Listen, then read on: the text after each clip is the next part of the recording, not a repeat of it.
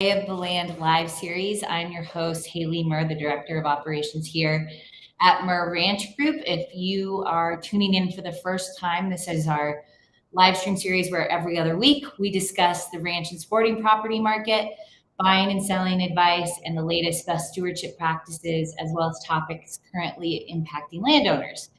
Murr Ranch Group, for those of you who are first joining, is a full service ranch real estate brokerage and consulting company focusing on legacy ranches and sporting and conservation properties around the West.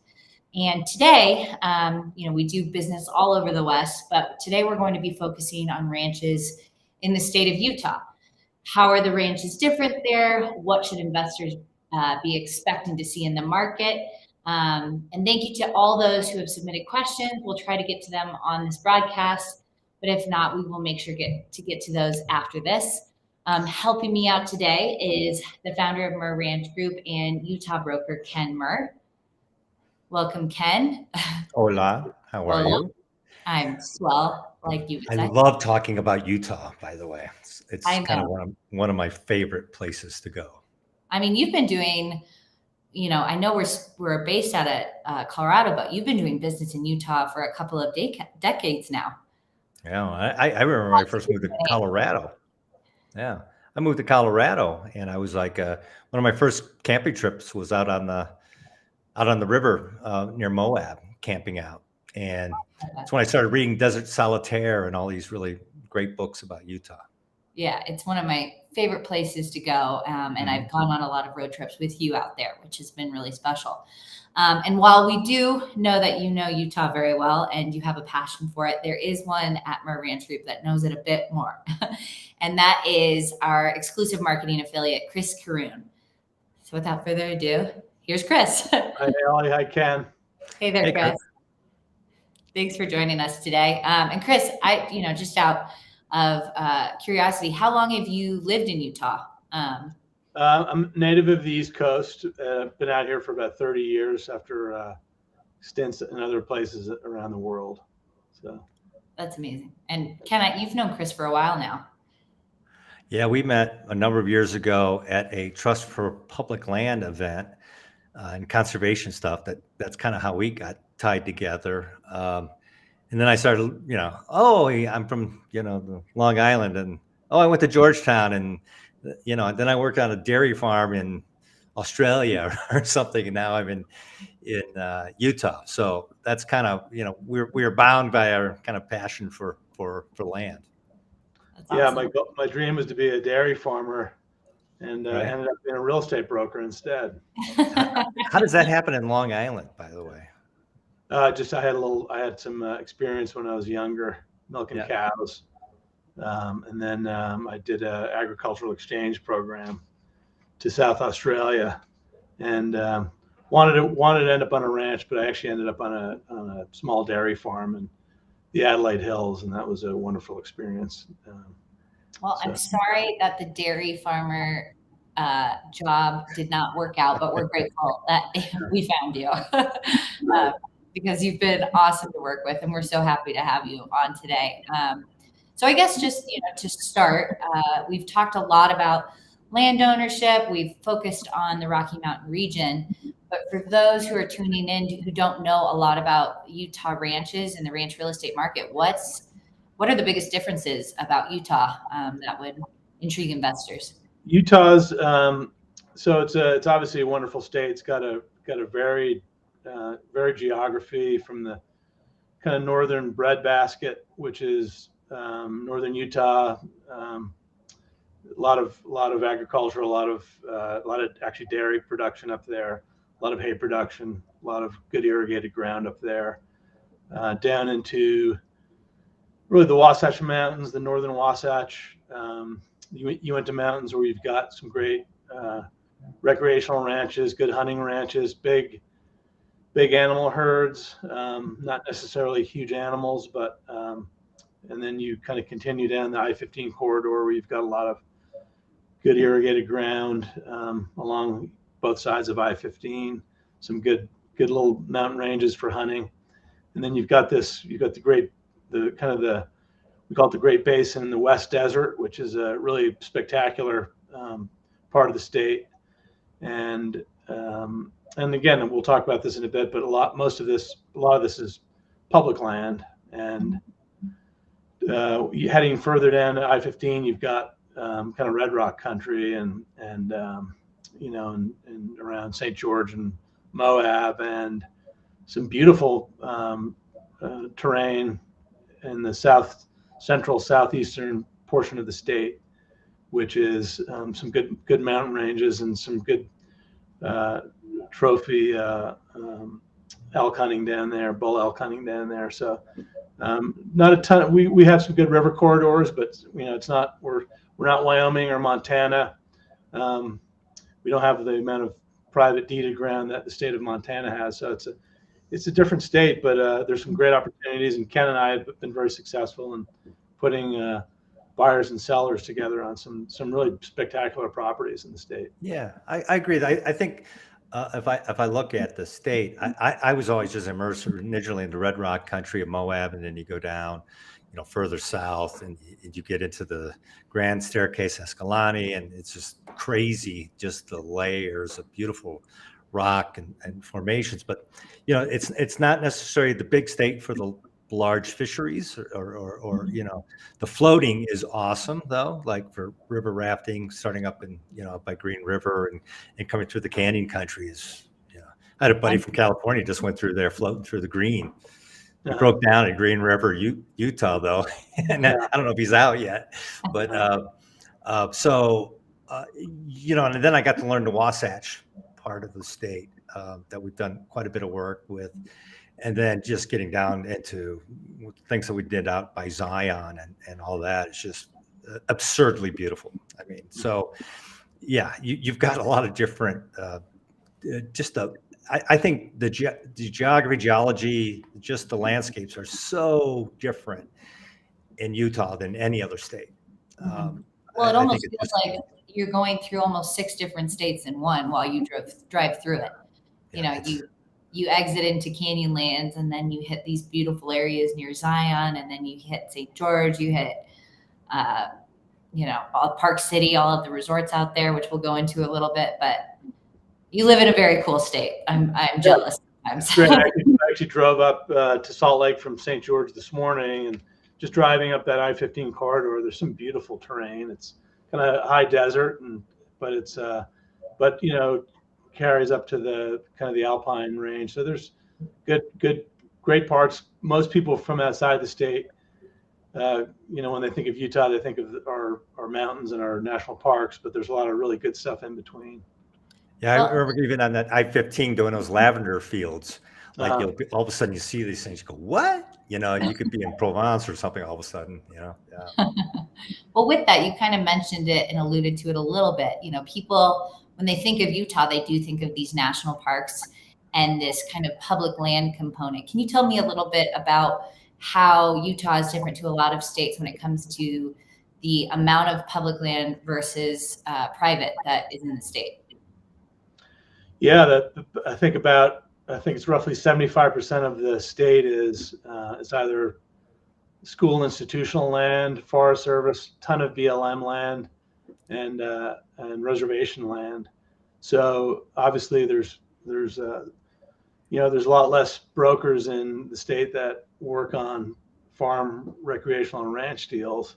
Mm-hmm. We're not Wyoming or Montana or even Colorado for that matter, but there is that does put a lot of pressure on not only kind of hunting and just the ability to buy big pieces. Mm-hmm. So we just don't have the volume that we see in these other states. So it is interesting, and there's great hunting on the public land. Obviously, that's one. Plus, there's great resources for recreationalists and folks that like to fish. So, but it makes Utah a lot different. I think we're number 3 in the state in terms of our percentage of public land relative to our land mass. And like if we compare ourselves to Montana, which is essentially I think 65% private, that's a huge difference. That's huge. It makes a difference, right? And it makes a difference in some of the politics as it relates to, like, I used to do land exchanges, and you can tell, Utah is always, we don't need any more public lands per se, Yeah. right? We'd like to get a little more profit, from our development ground, and it's always kind of the beehive state. And so we always find too, if you're going to do something, conservation is very strong, and they have great movement for conservation. There's also, though, a very strong interest in private property rights. So that's good when you own land. But we do get into places like Annabella, for instance, where, you've got a scattering of property because of all the public land. You have a bit of diversity, I think, of the private land within, with the intermixed with the public land too, right? Mm-hmm. Yeah, we have a great listing down in the kind of the central part of the state, just east of Richfield, Utah. It's a total of about 88,000 acres of deeded and private, and that particular landowner works very well with the federal, BLM and Forest Service and the state, and dealing with the feds is getting a lot trickier. They're dealing with the state, the local level. Even we do work in Idaho. Even dealing with the state of Idaho, they can be really great to deal with, as well as the state of Utah. But I think it'll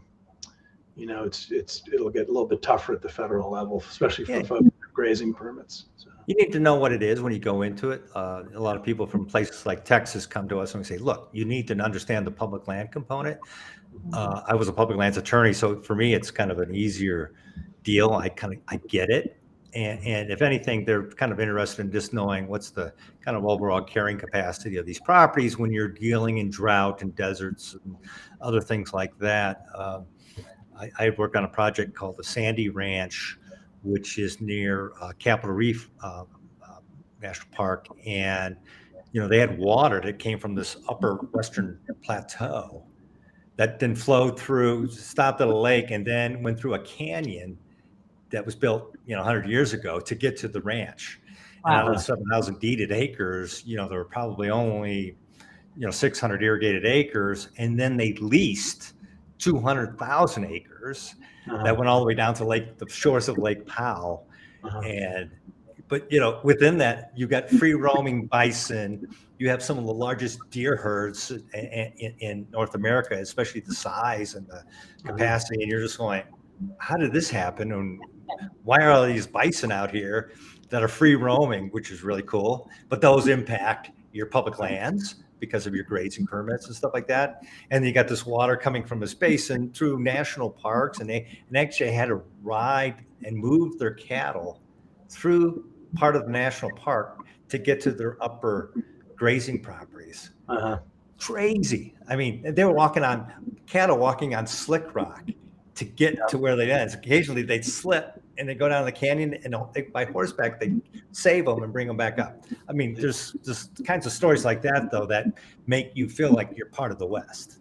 Yeah, it is. And there's pressures too with the evolution of these kind of handheld apps like OnX, which is great resource for us. You have a lot of users, recreationalists, hunters that are now know where to get around and what's private ground, what's public ground, and they are taking advantage of some of those pockets.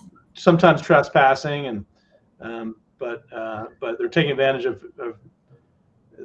accessing public lands, which 10 years ago was a lot more difficult. So it was, but what's private and what's public anymore. So what just, and one point to that is sometimes anybody who uses the apps, just understand sometimes when they show roads, it doesn't mean they're public roads. Right. And that's probably the greatest issue with some of those apps right now. But I just anyways, those kind of projects though is what keeps me in the game.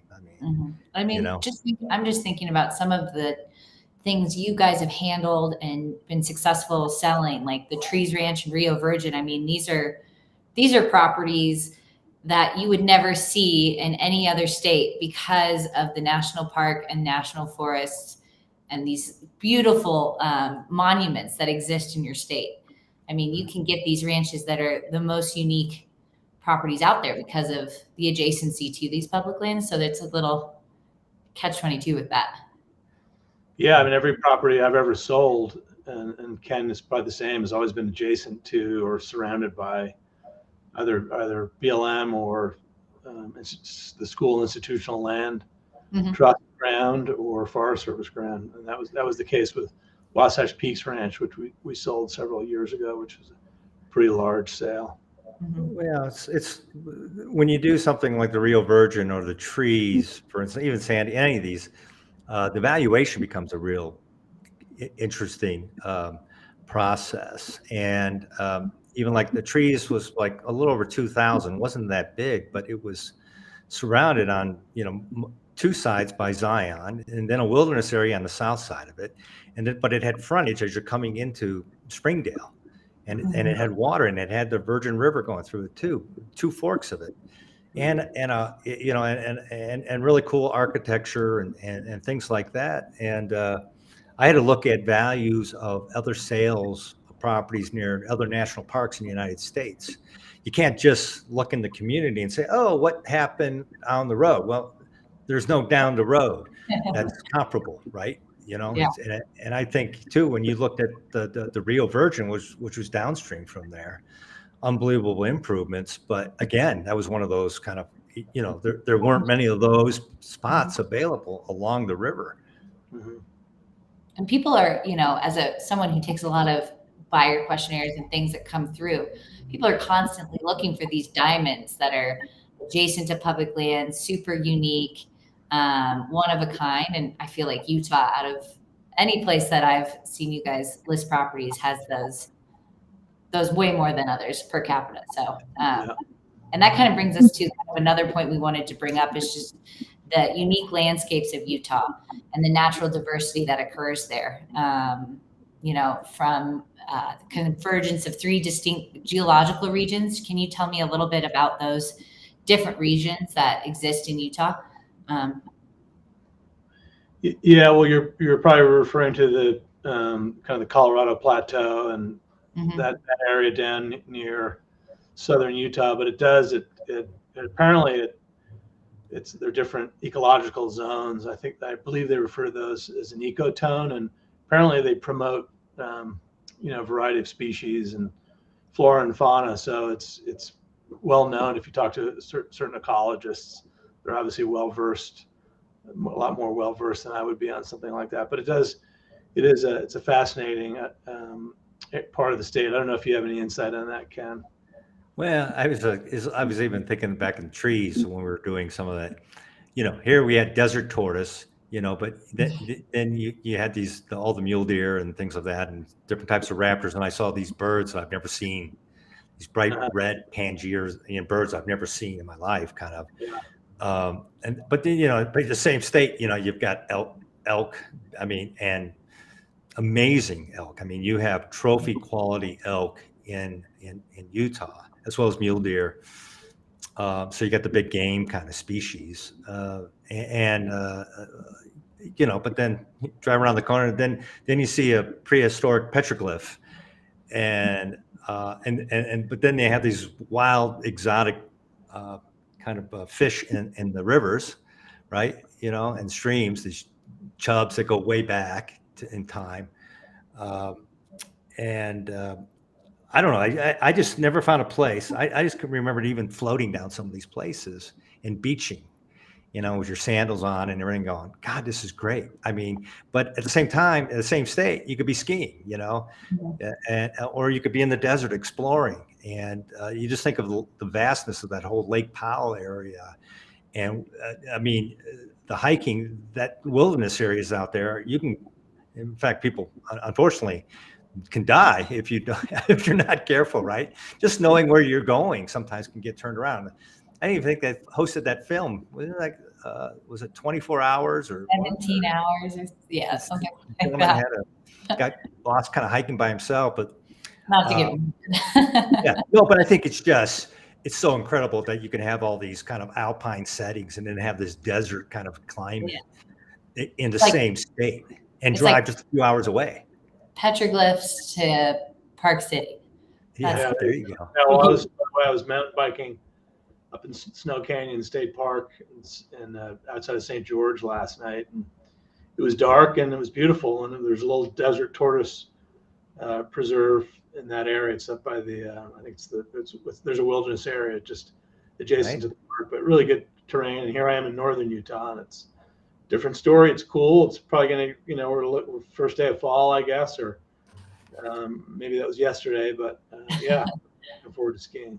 So hopefully we'll get a snowpack this year with the La Ninas, but and that's a great segue. My next point I wanted to bring up is water.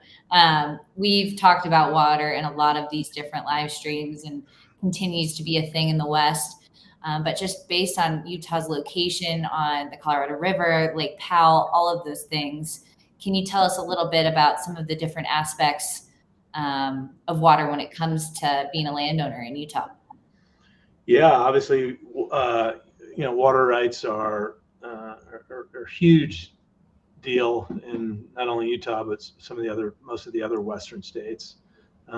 Water is becoming an issue. All you need to do is turn on the national news tonight, and you'll hear that the Southwest is in this extended drought. And who knows? The talk is that we shouldn't even be calling it a drought. It's just this is the new norm. Let's not expect that things are going to change in our lifetime. So water is precious, and in Utah and Arizona and Nevada, there's this Colorado River Compact, which everybody's talking about these days. And I think Arizona is getting the brunt of the drought. Utah is certainly suffering, and the farmers and the farmers, the folks that make their living growing alfalfa, growing hay, or just cropping, have kind of suffered this last 2 summers, and which is a big deal. And they've done a great job in getting together and doing what they need to do to cut back on their water use. A lot of them have taken a lot of their ground out of production, and as much as 50%, and so that impacts their bottom line. And the rest of the state needs to do the same. There's the counties throughout the state are issuing tens of thousands of building permits for new people that are mostly moving into the state. Utah's always, has grown considerably, but even in the southern part of the state, the Wasatch Front, northern part of the state, Davis County and Cache County, all these counties are experiencing significant growth. So we need the residents, people that water their lawns and take too long of a shower, need to do our best to cut back on water usage, because it's going to be a persistent problem in our lifetime. And well, you got the Bear River that services a lot of people on the north. I worked some years back on the Green River. The Green River kind of starts in Wyoming, flows through a bit of Colorado, then comes into Utah, and eventually joins with the Colorado there by Moab and Arches and all that. And this property was right on the border with pretty close border of Colorado, and it was a 3,000 acre farm, not really a ranch, a farm, but they had pumps that were stationed just above the Green River, and they were pumping out of the river. And I think one of the biggest pivots there was about 360 acres. I mean, one pivot, and but quite a bit of yield there, because it's a nicer climate then too. You're a little lower elevation, so you were getting at least like 6 tons yield per acre with some, of course, with utilizing some fertilizer. But that's a pretty big operation. This was almost less than 3,000 irrigated acres, but a big irrigated place. And then that river then continues, like I said, to go and flow south. And then even worked on trees, and that's Washington County, a burgeoning county. They were like, some people were like, hey, can we get this water? Ultimately, we sold it to more of a conservationist, Paul Allen, and people like that who just didn't want to, they didn't want to ship off the water. They wanted to keep it. But I think you're going to see that throughout the West. So it's just the cornerstone is if you can find a property with water, Yeah. great. Yeah. Sandy Ranch was the same. We had water. So they're just not as necessarily pumped, but there's a lot of pumping too from underground water too. Yeah, you go There's a lot of properties with natural springs. We've got a great listing up in we do work up in, being based out of Salt Lake City. We do stuff up in southern Idaho, and we kind of reach up to there. We've got a great property that contains ground in northern Utah, Box Elder County, as well as Cassia County, Idaho, and it's got 3 incredible springs that run year round, and natural springs, and there's not a pump on that ranch. Wow. If you can find so everything's gravity fed, and if you can find a property like that, those are golden. So yeah, it's tough too, right? I mean, there's another property on the Green River we're looking at pumping out of the river again. That sometimes, and that was a new one on me too, just seeing, like I said, these built contraptions where you're pumping out of the river, a lot of silt that you got to deal with in some of those things, so you got to clean it, purify it. Yeah. But Snowville, though, when we were going on the Idaho border, there's a lot of pumping from aquifers too. Yeah. And you always got to test the quality of the water and know that as part of your due diligence, what kind of water you're getting. Some of that can be a little salty, brinish, and you got to mix it with more fresh water. We've seen that combination of things. So just, being, aware what kind of zones you're in for that purpose from an agricultural standpoint. Yeah, the state of Utah has got some great resources, online resources that we use, as well as we have attorneys we work with that can help sort out any issues with landowners and their water. So, and you kind of brought up the saltiness and the brininess of some of the water that just makes me think of Great Salt Lake. How has that body of water been impacted as of late, Chris? It's the Great Salt Lake gets, I believe, most of their water from the Wasatch Mountains, and a lot of the water that runs off the mountains gets is taken up through water rights, prior water rights that are used for irrigation, and so that lake is in pretty bad shape. And the governor has taken a pretty big stance on trying to do it, and as well as the state legislature, to try and fix that problem, which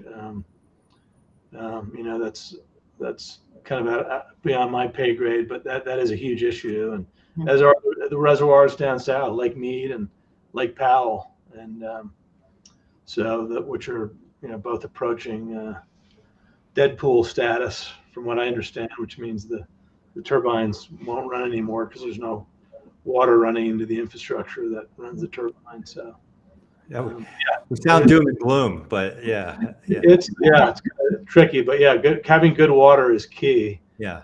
And being able to maintain those the right choices, right? Yeah. Of how to preserve those. And I think certainly in Utah, the Salt Lake itself just has a big impact on climate, and not to say even the snow. But that being said, I have heard, although I've only skied there once, that Utah does have some of the best snow on earth. Yeah, we do. We have great we have great snow. There's been books written about it. And apparently the precipitation, the cloud formations that come over the Great Basin, apparently they dry out, and when they get to Utah, they drop this kind of flaky, very powdery snow in the mountains. And I don't know if it's a myth, but we do have some great skiing here. A lot of the ranch recreational properties Ken and I have sold have been within. You have the same kind of situation in Colorado, but a lot of these big trophy properties within good proximity to some of the resort towns, specifically Park City, trade for pretty good values. Those are pretty popular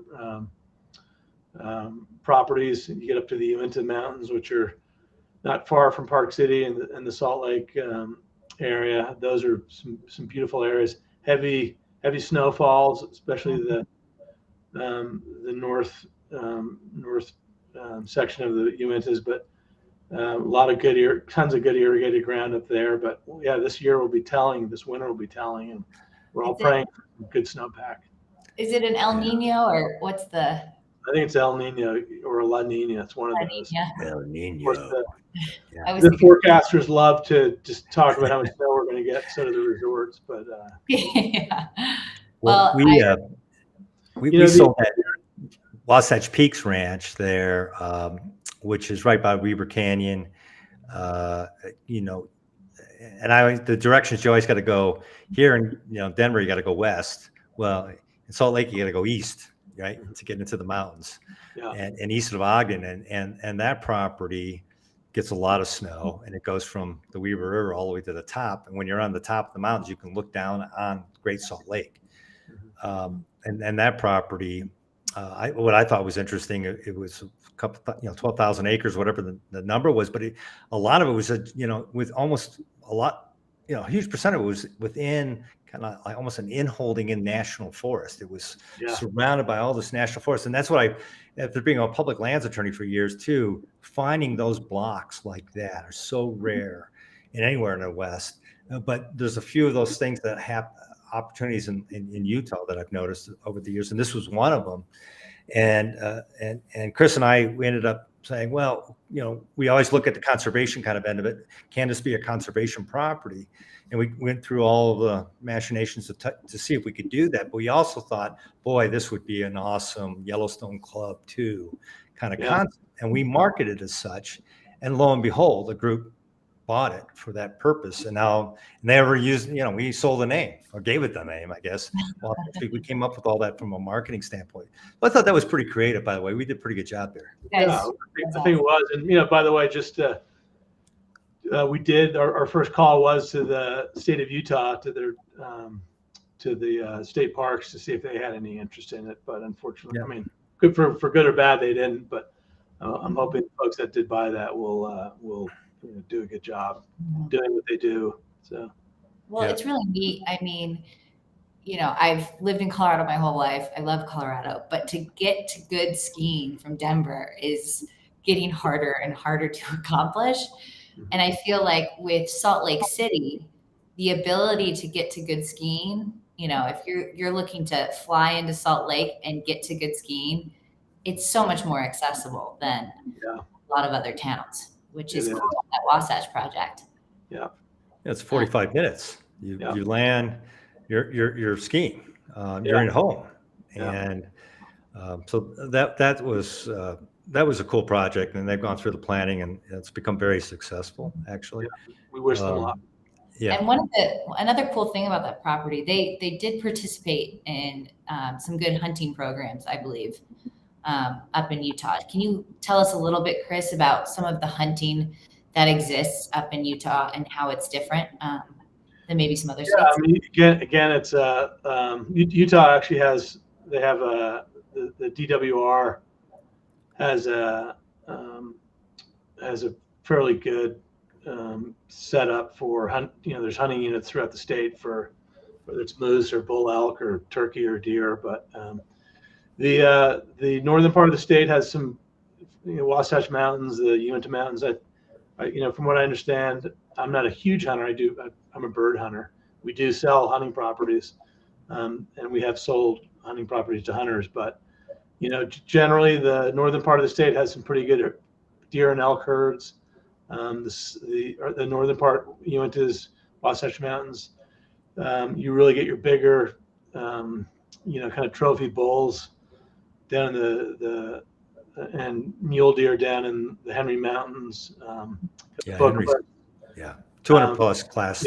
Fish Lake. Those are some of those are hunting units. Utah has a cooperative wildlife management program where if you're, for instance, a landowner or a couple of landowners that can put 10,000 contiguous acres together, you can basically you can have private hunts on those. You have to do for moose and elk. You have to put 10% of your permits back into the state for a public draw. But you could have a outfitter basically sell tags to the private essentially. So CWMUs, there's about 2 million acres. I think there's probably I think 2 million acres in the CWMU program. There's probably over 100 units throughout the state. There are many. Yeah, that's great. It's a very similar program. So the hunters out there, we do have a pretty robust hunting aspect to our, especially the big game and the licensing aspect. For the CWM, the Rancho for Wildlife programs, if you can, if you're willing to look at use of your property for public hunting purposes, it does then avail you the ability to hunt longer and outside of normal, public seasons to hunt. And so it can be very beneficial. So look into it as you look at properties. It's a very successful program. We did something up in the Fish Lake National Forest before we sold a property. Again, kind of similar to Wasatch, a big in-holding, basically, very near where the Spider Bull was taken, which was a famous, I can't remember, it exceeded, 400, classification on bull, maybe 420, 450. I can't remember the exact size now, but it was just indicative of the quality of the hunting up there in Wyoming. Up in Utah. And so, finding that, again, different strokes for different folks from that standpoint about how that works and how, if you want to participate in it. But for some of our clients, that's been a big component to what they do. You can also, I think we even had moose on Wasatch too. So, there's a lot of different species out there that you can, you got to look through it. There's new programs that we just learned about recently in Montana that are ongoing, because Montana used to be not as quite as, nice to, non-resident landowners, we'll put it that way. And it's getting a little easier up there too. So you got to stay abreast of some of these changes, but those things do impact value, right? Yeah, we've sold properties with CWMUs.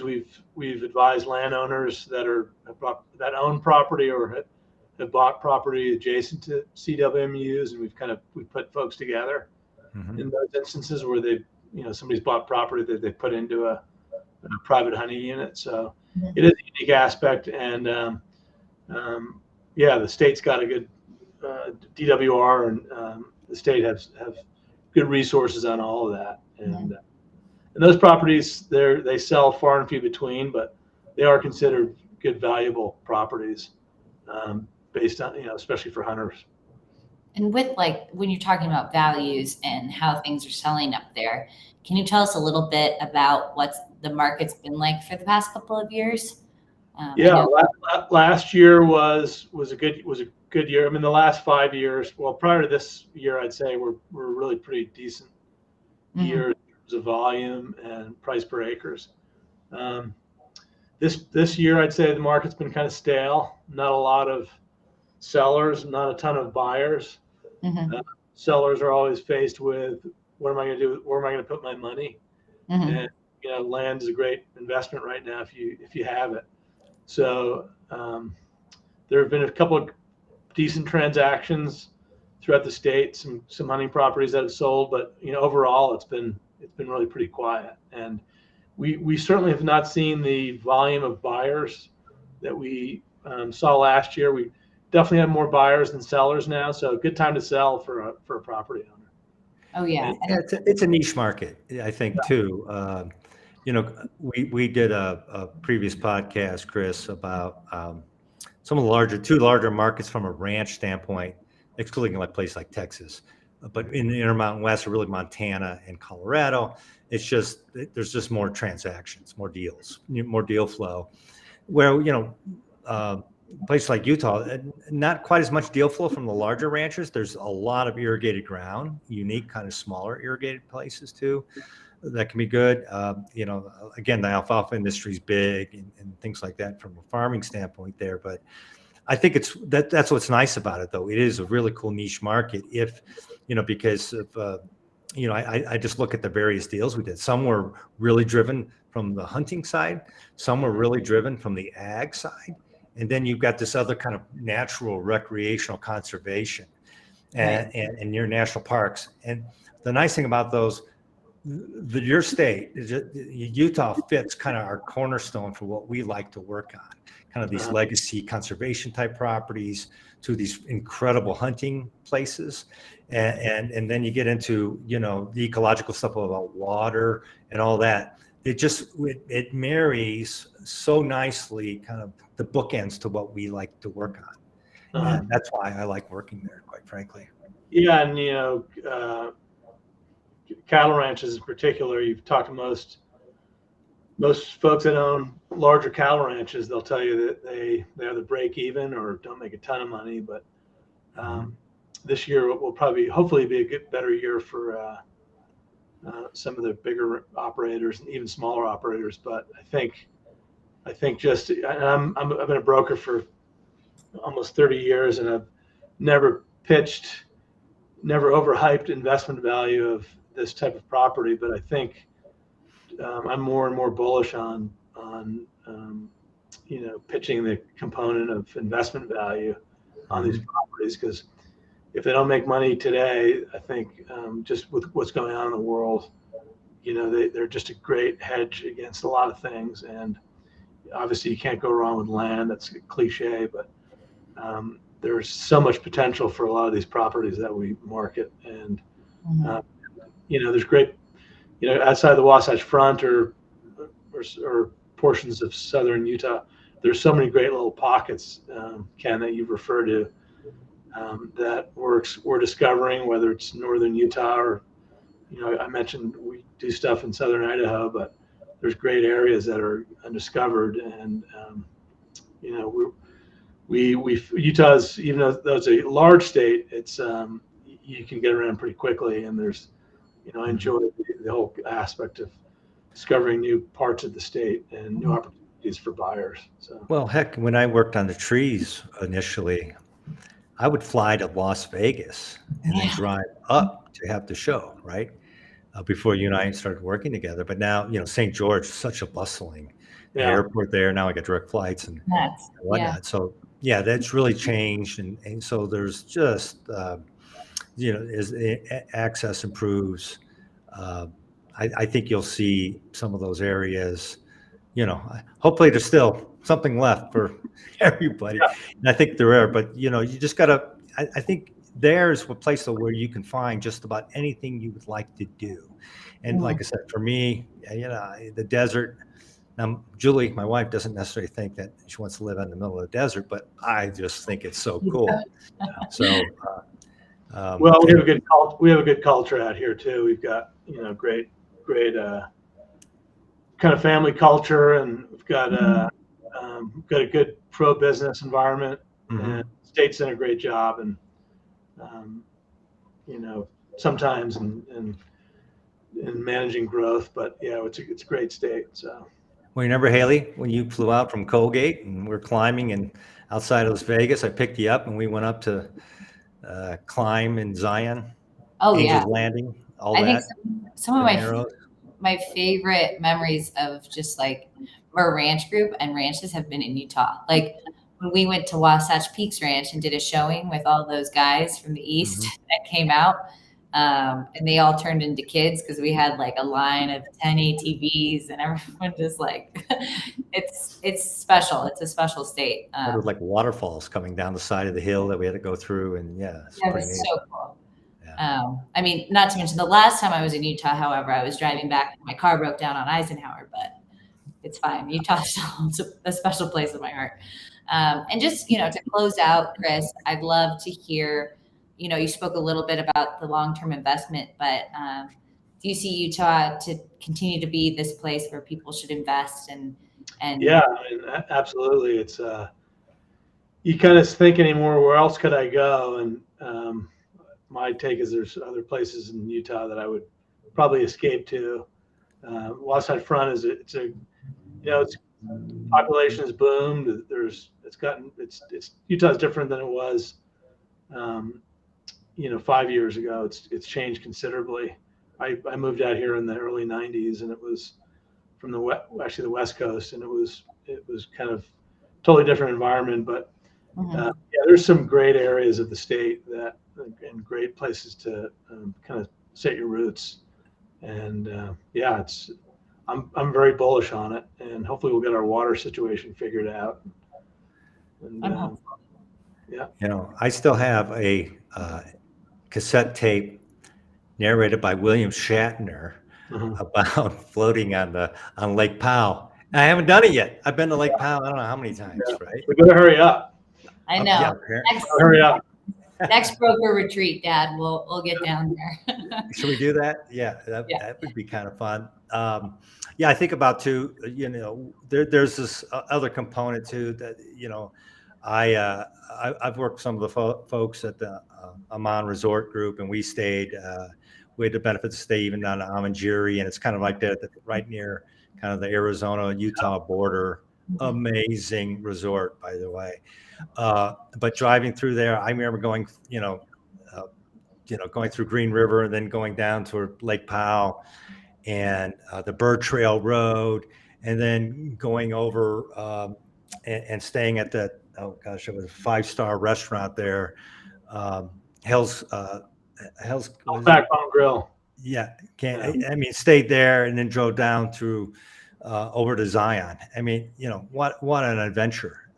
So I want to do that again. And so it just takes you to, there's amazing places. And then Chris, you taught me a lot about the Wasatch Front. I've skied there oftentimes, but just checking that whole area out and the beauty of the aspen trees and the outdoors through there is just pretty incredible. So I think we could have a separate podcast of Ken talking about his favorite adventures through Utah.